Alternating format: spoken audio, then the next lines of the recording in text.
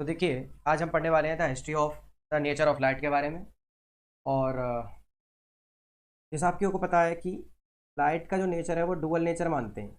अब dual nature मानना इन्हीं एक्सपेरिमेंट से ही आया होगा, क्योंकि हम साइंस में किसी बात को मानने से पहले उसे एक्सपेरिमेंट करके और प्रूव करते हैं। यदि हम उसको प्रूव कर पाते हैं तो अपन मानते हैं कि जो अपन कंसेप्ट पढ़ रहे हैं या भी जो भी थ्योरी है वो अपनी करेक्ट है।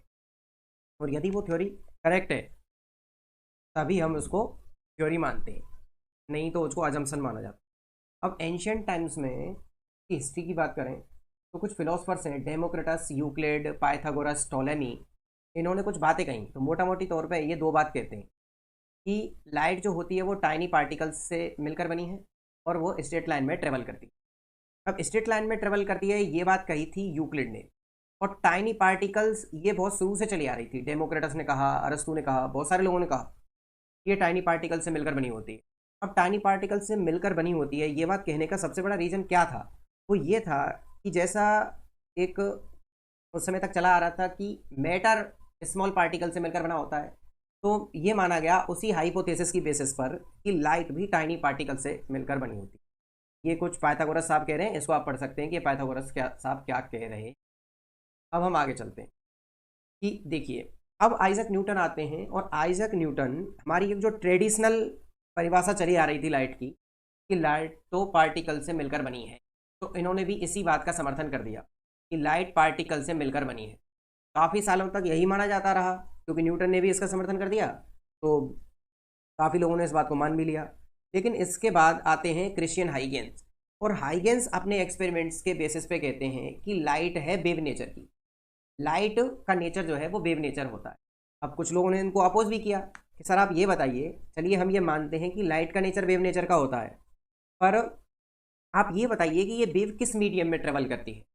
तो उन्होंने एक ऐसे ही तुक्का मार के कोई मीडियम बता दिया, ल्यूमिनस ईथर नाम का। ल्यूमिनस ईथर नाम का एक मीडियम बता दिया कि ये वो मीडियम है जो कि यूनिवर्स में सभी जगह है और लाइट इसी मीडियम में ही ट्रेवल करती है। तो आप इसको याद रखेंगे कि ये जो मीडियम था उन्होंने कौन सा प्रपोज किया था? Luminous ether. Luminous ether.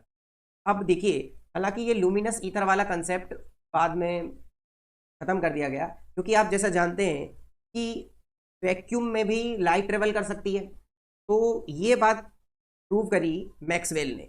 ये बात प्रूव करी मैक्सवेल ने कि भाई लाइट, ये तो जो लाइट होती है वो तो वैक्यूम में भी ट्रेवल कर सकती है। इसका मतलब लाइट को ट्रेवल करने के लिए किसी तरीके के मीडियम की ज़रूरत नहीं है, किसी तरीके के मीडियम की ज़रूरत नहीं है। तो लाइट को उन्होंने बताया इलेक्ट्रोमैग्नेटिव वेव। क्या बताया? Electromagnetic wave. तो आप ये ध्यान रखेंगे कि वेव किसने बताया? वो तो हाइगेंस ने बताया, लेकिन इलेक्ट्रोमैग्नेटिव वेव किसने बताया? मैक्सवेल ने इसको बताया था। मैक्सवेल ने बताया। अब इसके वेव नेचर की समर्थन में आते हैं थॉमस यंग। और थॉमस यंग कहते हैं कि बिल्कुल हाइगेंस की बात सही है, जो लाइट है उसका नेचर वेव नेचर ही होता है। अब इन्होंने भी किसी एक्सपेरिमेंट के बेसिस पे कहा होगा, तो इन्होंने उस समय का एक बहुत जाना माना एक्सपेरिमेंट किया, यंग डबल स्लिट एक्सपेरिमेंट।